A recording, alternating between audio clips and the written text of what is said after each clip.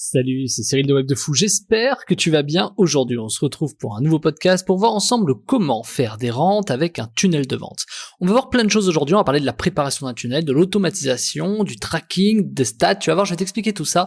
Mais avant ça, tu connais le truc, tu cliques sur le bouton s'abonner, tu vas dans la description, il y a un lien, ça s'appelle rejoindre mes contacts privés, tu cliques dessus, tu mets ton email et tous les matins tu reçois un podcast à forte valeur ajoutée avec des informations qui vont changer ta vie et ton business, crois-moi. Également dans la description, tu trouveras un lien vers le groupe Telegram. Le groupe Telegram, c'est un endroit où je te partage toute ma vie professionnelle, tout ce que je fais, mes différentes entreprises, qu'est-ce que j'entreprends, qu'est-ce que je fais, comment j'évolue au fil du temps. Tu vas te rendre compte que je suis dans beaucoup de business différents et ça va te permettre sur ce groupe Telegram, vu tous les contenus que je partage, de pouvoir augmenter un peu ta perception de ce qui se passe autour de toi pour aller générer des revenus supplémentaires. Ok ? Allez, sur ce, on y va pour le podcast. Alors, faire des rentes, c'est un mot qui est toujours un peu galvaudé. Rente, c'est toujours affilié à quelque chose de particulier, comme par exemple des rentiers en fait, tout simplement. Mais c'est vrai, moi je suis un peu rentier du web à plusieurs égards, mais ça m'empêche pas de continuer à travailler en fait. Moi je travaille pour le kiff et pour plein d'autres raisons, mais c'est pas le sujet. Donc la question c'est par quoi passe une rente ? Une rente, ça passe avant tout par un tunnel de vente en fait. Pourquoi ? Parce qu'un tunnel de vente c'est quelque chose de spécifique. On va appeler ça aussi un site web. C'est un peu la même chose si tu veux. Grosso modo, t'as un produit, tu le commercialises sur un endroit, ça peut être un site web ou un tunnel de vente, on va y venir, et puis du coup tant que tu as automatisé le trafic, le produit et la fidélisation, j'ai envie de te dire derrière, voilà, acquisition, monétisation, fidélisation, l'histoire est réglée quoi. À partir de là c'est entre guillemets facile. Bon, tout ça c'est bien beau, mais on commence par où et par quoi, comment est-ce qu'on construit en fait des rentes avec un tunnel ? Déjà il faut de la préparation. Donc la préparation c'est quoi ? C'est déjà il faut choisir son outil, savoir si tu vas passer par System.io, ClickFunnels, Podia, je sais pas, je peux t'en citer encore plein, Hotjar, il y en a plein encore. Le truc c'est qu'en fait, en vérité, tous ces outils existent parce qu'ils fonctionnent. Si t'en entends parler, c'est parce qu'il y en a qui les utilisent et qui font de l'argent avec. Donc tout de suite, ce qu'il faut que tu désamorces, c'est qu'il n'y a pas trop à réfléchir à savoir de quoi t'as besoin. Surtout si au début, tu commences et que tu te dis ouais, vas-y, j'ai pas envie de me tromper, peut-être que machin. Alors si t'as une vision qui est très long-termiste, c'est-à-dire tu sais que tu vas faire ça pendant 3 à 5 ans, bon là ça vaut peut-être plus le coup de se pencher. Mais en général, si c'est pour vendre 1, 2 ou 3 produits, tu t'en fous un peu, tu vas peut-être presque au moins cher, enfin je dis au moins cher à celui qui te semble avec le plus de valeur ajoutée pour le prix, tu vois, un bon rapport qualité-prix, puis t'y vas. Fondamentalement, ça change pas grand-chose. Ce qu'il faut que tu comprennes, c'est qu'un tunnel de vente, à la fin c'est quoi ? C'est une landing page, c'est une page de vente, c'est une page de commande, une page à la limite d'upsell et une page de remerciement. Par exemple, sur Podia, ou sur Sendall, par exemple, tu peux pas vraiment faire tout ce que tu veux, tu vois. Par exemple, sur Podia, quand tu payes, t'as un upsell, mais tu peux pas aller plus loin, tu peux pas aller marketer le truc, tu peux pas créer du comportemental autour de ça, tu peux pas aller augmenter ton panier moyen. C'est vrai qu'avec Podia, c'est un outil qui est moins cher que ClickFunnels, par exemple, mais tu peux pas aller vraiment créer de la valeur ajoutée avec Podia sur les paniers moyens. C'est-à-dire ton panier moyen sur Podia sera toujours plus en dessous que sur les autres plateformes. Mais finalement, pour le prix, je crois que ça tourne autour de 40 balles par mois, ça reste quand même relativement pertinent. Donc, une fois que t'as préparé et que t'as fait un peu tes tunnels, donc tu prépares ta page de vente, tu prépares ta page de capture, etc. Ce qu'il faut, c'est un produit. Ce produit-là, il y a deux écoles. Soit t'es quelqu'un qui commence à imaginer un produit, qui le crée avant de le commercialiser, soit t'es quelqu'un qui commence à créer de la gratuité pour ensuite vendre quelque chose. La première école, c'est, moi je fais partie de celle-ci, c'est tu crées un produit et ensuite tu le commercialises, parce qu'une fois que t'as le produit c'est le plus dur quelque part. Après t'as juste à le mettre en forme et aller chercher de l'audience. Et puis t'as le deuxième type de personne, c'est moi je suis pas légitime, j'ai un peu le syndrome de l'imposteur et je préfère pas créer de produit, je préfère tout de suite capturer des emails, créer de l'audience et on verra plus tard, quitte à donner du contenu gratuit, je vais transmettre ce que je sais dans un bouquin, un e-book, une formation, un machin, mais gratuitement. Donc, que ce soit gratuit ou payant, dans tous les cas, il te faut un tunnel. Et c'est pas parce que c'est gratuit au départ ou payant que c'est plus ou moins rentable, et je vais t'expliquer ça. Donc, une fois que tu as mis en place ton produit, peu importe ce que tu as voulu faire, en fait, ensuite, il faut que tu proposes des produits complémentaires, ce qu'on appelle l'order bump, tu vois. Donc, l'order bump, c'est, tu sais, c'est la petite case que tu as cochée en bas des pages. Bon, ça, c'est un produit complémentaire qui est souvent lié au produit que tu achètes. Et puis, post-achat, tu retrouves souvent avec des upsells. Des upsells, c'est une vente, encore là, non pas complémentaire, mais supplémentaire, qui va te permettre de découvrir autre chose. Par exemple, je sais pas, tu imagines t'achètes un jean, d'accord, on va te proposer en order bump de faire des retouches sur ton jean, d'accord, très bien, oui, en effet, pour que ce soit ta taille. Et puis en upsell, on va te proposer une ceinture. Une fois que tu as passé à la caisse, on dirait, tu veux pas cette ceinture aussi au moment de payer ?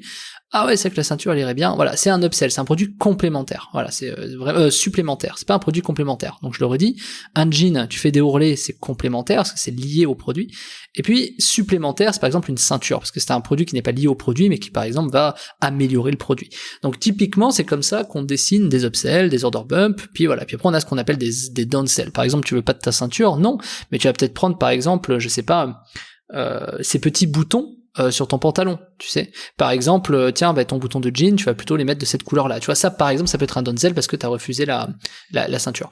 Donc, une fois que t'as mis tout ça en place dans un tunnel, bon, c'est très bien, mais t'as fait un tunnel, mais t'es très loin d'avoir des rentes. Donc, qu'est-ce qui se passe?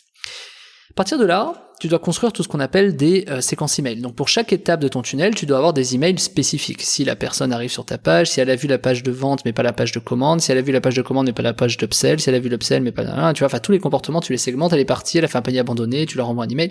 Bref, tu crées tout ton setup email. Et puis ensuite, ce qu'il faut, c'est surtout une fois que t'en es là, que t'as préparé tout ça, il faut aller communiquer. Donc là, tu communiques, t'as deux écoles, soit tu fais du SEO, donc trafic naturel, soit tu fais du trafic payant. Je préfère le trafic payant d'un point de vue très personnel, même globalement pour n'importe quel projet que je lance, puisque c'est de l'accélération de trafic. L'avantage du trafic payant, c'est que tu vas pas forcément perdre de l'argent, enfin peut-être un peu au départ ou peu importe, mais ce qui est bien, c'est que t'as tout de suite de l'audience, t'as vraiment des gens qui rentrent, t'as des emails, t'as des inscrits, et puis c'est pertinent, quoi, pas de sujet. Alors que le SEO, le référencement naturel, ça peut mettre des mois et des mois avant que ton produit décolle et t'as le temps de te lasser. C'est pas assez rapide, en fait. Ça booste pas assez la dopamine, le référencement naturel, à part si tu crées du contenu qui font du buzz ou qui se référencent très bien, mais c'est un autre sujet. Donc une fois que t'as choisi ton trafic, ce qu'il faut, t'as ton setup.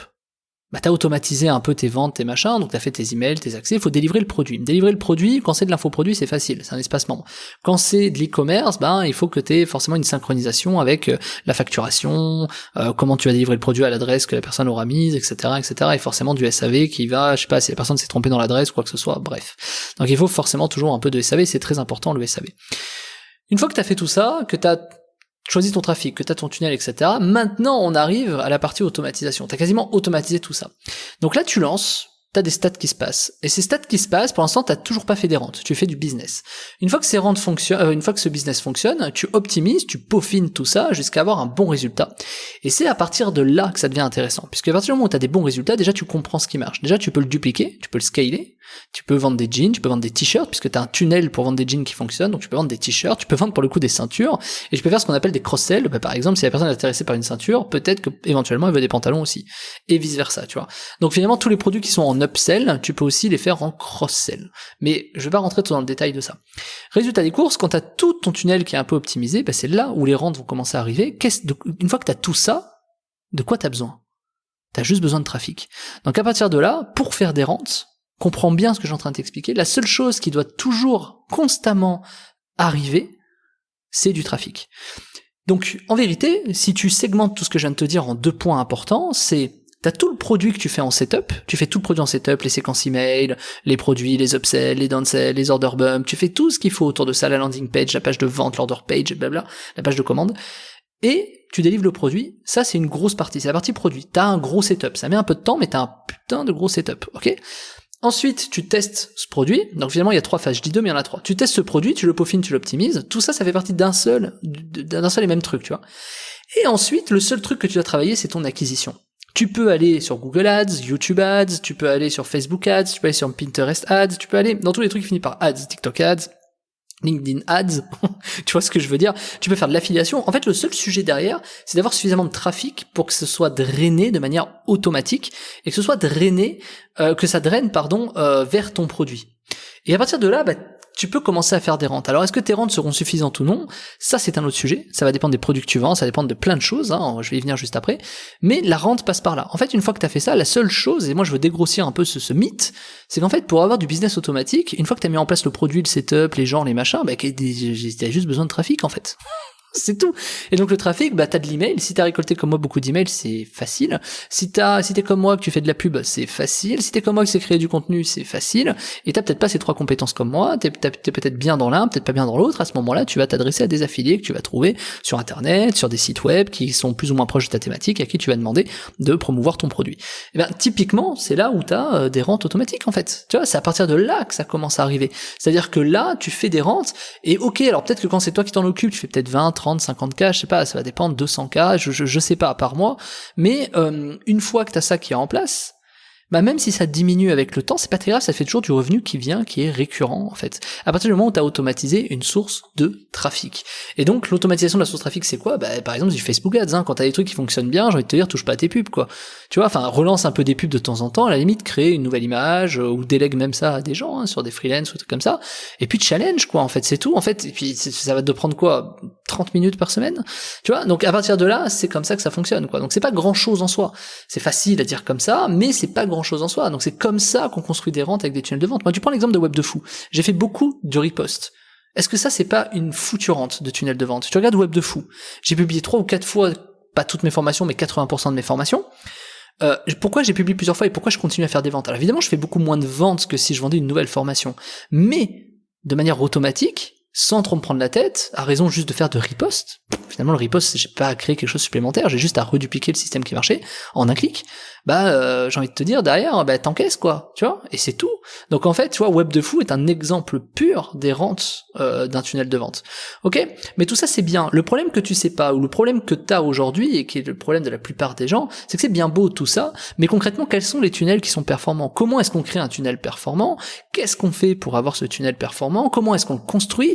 Je t'ai préparé une formation qui est en description qui s'appelle Comment créer un tunnel de vente 100% passif de zéro, dans lequel, dans cette formation, je te montre les statistiques des tunnels, je te montre également, je te file les tunnels qui ont fait de l'argent, je te montre les stats sur ces tunnels-là, il y en a pour tout le monde. Il y a du tunnel low ticket, c'est-à-dire des produits à 7 balles, il y a des produits high ticket, c'est-à-dire des produits à entre 5 et 10 000 balles, il y a beaucoup de tunnels différents pour les webinaires, pour des produits, pour des lancements, il y a plein de tunnels différents, j'en ai fait plus de 10 dedans, il y en a plus de 10 dedans, et je veux te montrer qu'en fait c'est pas si compliqué, et qu'en fait le vrai sujet, et là où les gens se trompent, c'est pas forcément de créer un produit, parce que tu peux également mettre des produits d'affiliation, c'est pas véritablement d'avoir un tunnel de vente ou non, c'est plutôt de construire le passif et les rentes qui vont autour de ça, et pour ça, il faut que tu comprennes beaucoup de choses, il faut que tu comprennes quelles sont les valeurs ajoutées de ces tunnels que je te montre dans la formation, et donc cette formation est en description, s'appelle Comment créer un tunnel de vente 100% passif de zéro, et cerise sur le gâteau, vas-y je te le dis, je te l'ai déjà dit mais je te le dis, les 10 tunnels dedans, je te les donne.